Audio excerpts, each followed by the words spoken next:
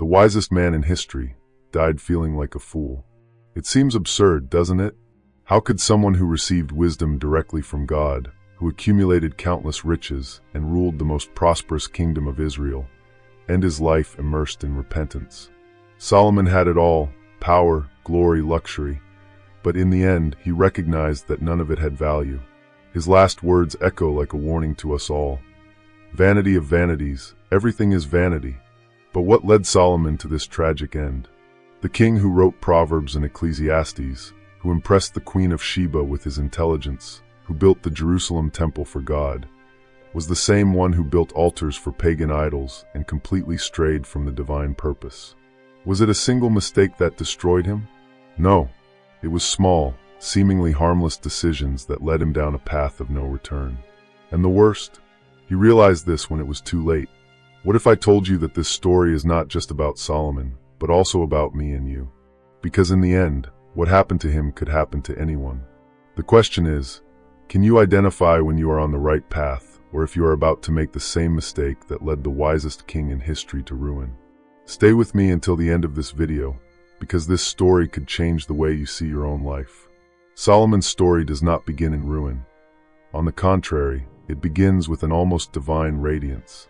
Son of the legendary King David and Queen Bathsheba, Solomon was neither the oldest nor the strongest among his brothers, but he was chosen by God to rule Israel. And when he took the throne, he did something that no one expected. He didn't ask for riches, nor power, nor victories over his enemies. He asked for wisdom.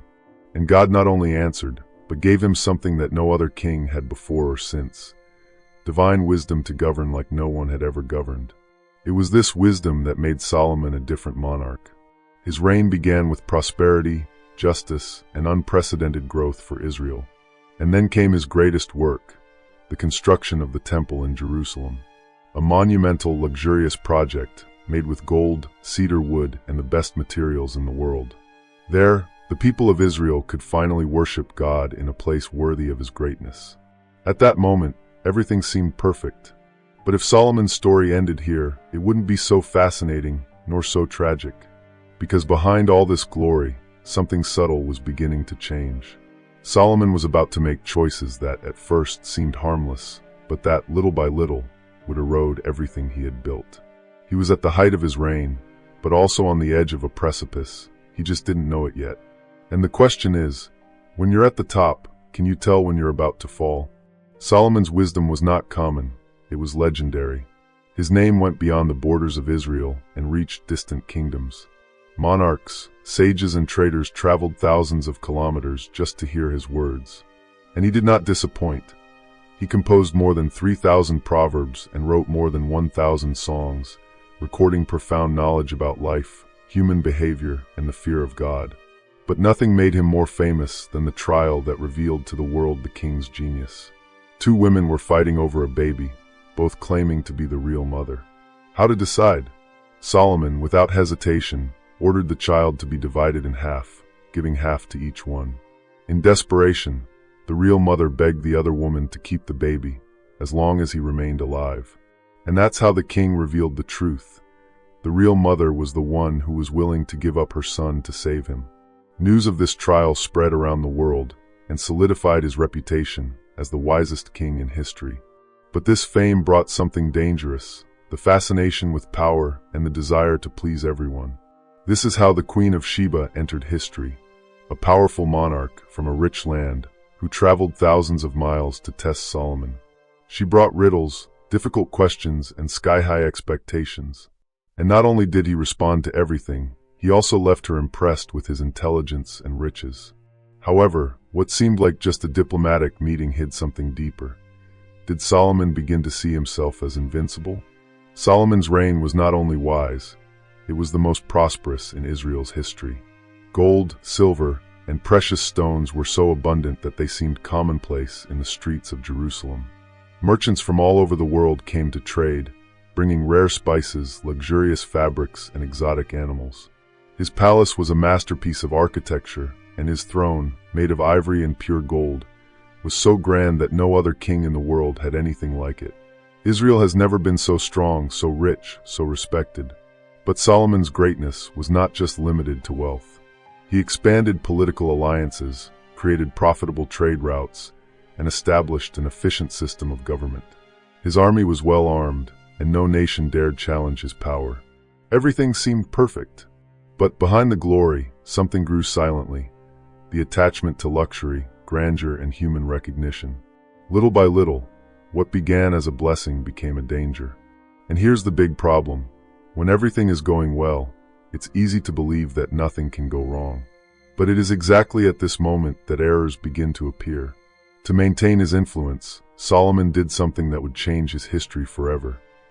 He began to marry foreign princesses, forming political alliances, but also bringing with him something much more dangerous: idolatry. Without realizing it, he was opening the door to his own destruction. The problem never starts all at once. It arrives slowly, stealthily, and disguises itself as something harmless. This is exactly how Solomon's downfall began. The king who asked God for wisdom now made decisions that did not suit the man he had been in the beginning. To strengthen his kingdom, he made political alliances through marriages with foreign women. Egyptians, Moabites, Ammonites, Sidonians, there were hundreds of them. Each marriage brought a new culture, a new custom, and most importantly, new gods. At first, perhaps he thought, "No problem, I continue to serve the God of Israel." But little by little, his faith became something secondary. The women asked, and Solomon gave in. First, he allowed them to bring their idols to Jerusalem. Then he built small altars so that they could worship their deities. And before he knew it, the king who built the greatest temple to God was now sponsoring temples to pagan gods within his own kingdom. Idolatry was a serious problem, but what was worse was what it meant. Solomon no longer saw his actions as a mistake. He was no longer that humble young king who feared God. Power, wealth, and influence made him someone different. And what happens when a wise man starts justifying his own mistakes? He begins to believe that he will never be punished by them. But God saw everything, and one thing was certain: judgment would come. For a long time, Solomon believed he could do whatever he wanted without consequences. After all, he was the most powerful, wisest, richest king. But there is one thing that no man can avoid: God's gaze on his actions. And the Lord, who had previously blessed him greatly, now pronounced a verdict that would change Israel forever. The kingdom would be divided. Solomon had broken the covenant, followed other gods, and strayed from the divine purpose. Now he would face the consequences. But God was merciful. He would not take the kingdom out of Solomon's hands while he was alive, because of the promise made to David. However, after his death, Israel would no longer be the same. His son, Rehoboam, would inherit a kingdom that was fragmented, weakened, and on the brink of chaos. The king who built Israel's greatest empire now saw everything he built crumbling before his eyes. But did he understand the gravity of his mistakes? Perhaps Solomon's worst punishment was not the division of the kingdom, but rather the feeling that everything he had fought for was falling apart. The one who wrote Proverbs teaching about obedience to God was now a living example of what happens when this truth is ignored. The same man who was feared and admired was now consumed by the weight of his own choices. And when he finally realized what he had done, it was too late to turn back. In the last years of his life, Solomon began to see something that he had previously ignored. Everything he had built, all his wealth, all his power, meant nothing without God. The man who ruled with wisdom and justice now looked back and saw a trail of mistakes, bad decisions, and a kingdom ready to break apart. And it was during this period of reflection that he wrote one of the most impactful works in the Bible, the book of Ecclesiastes. In this book, Solomon does not speak as a glorious king, but as a man who has finally understood the fragility of life. He writes about the vanity of riches, the emptiness of pleasure, and the illusion of power. Everything is vanity, he repeats several times, as if trying to warn those who would come after him not to make the same mistakes. He had learned the hard way that, without God, all human effort is useless. But perhaps the biggest shock is realizing that Solomon knew the truth all along, but chose to ignore it. He was warned from the beginning that alliances with pagan peoples and idolatry would bring destruction, but he followed his own path. Now, at the end of his life, his reflection was clear. Man's true purpose is not in earthly glory, but in fearing God and keeping his commandments. The wisest king in history had finally understood the greatest lesson of all. But wasn't it already too late? In the last days of his life, Solomon was no longer the wise and powerful young king who once ruled Israel with justice. Weakened, consumed by the weight of his choices, he looked at everything he had built and realized that his greatness was just a fleeting illusion. The gold, the palaces, the alliances, none of these could prevent divine judgment. And in the silence of his last moments, a question echoed within him. What did I do with everything God gave me? The same man who had received divine wisdom and untold riches now saw the kingdom on the brink of collapse. His son Rehoboam would inherit a fragile and divided throne, and Israel would never return to what it was. The price of Solomon's choices was too high. And perhaps the worst punishment was not the division of the kingdom, but the certainty that everything could have been different if he had remained faithful to God. In the end, his greatest enemy was not the pagan nations nor foreign women, it was himself. And so the life of the wisest king in history ended, repentant, lonely, and aware that, without God, everything is vanity. Solomon left us a lesson that spans centuries.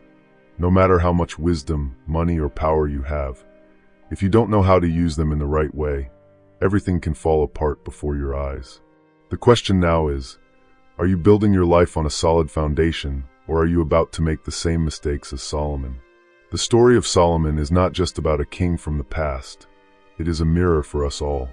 He started with everything in his favor: divine wisdom, unparalleled riches, absolute power.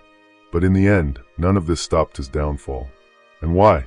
Because little by little, he moved away from what really mattered. And that's the big lesson.